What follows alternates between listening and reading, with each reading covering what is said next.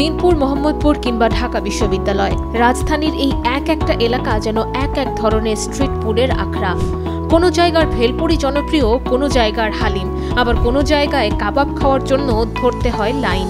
তবে এই সব জিভে জলানা ইয়াম্মি চটকদার খাবারের পেছনে লুকিয়ে আছে ভয়ঙ্কর এক বাস্তবতা।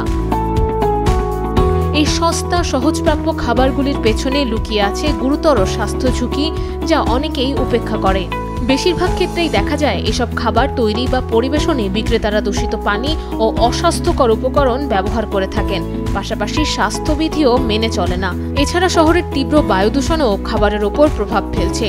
ধুলো ও অন্যান্য ক্ষতিকর কণা রান্না ও পরিবেশনকৃত খাবারে পৌঁছাচ্ছে। আবার কিছু বিক্রেতা প্লাস্টিক বা পলিথিন ব্যবহার করছেন, যার কারণে মাইক্রোপ্লাস্টিক শরীরে প্রবেশ করতে পারে। এছাড়া পুরাতন সংবাদপত্র বা বইয়ের পাতাও জীবাণু ও ব্যাকটেরিয়ার আরেকটি উৎস।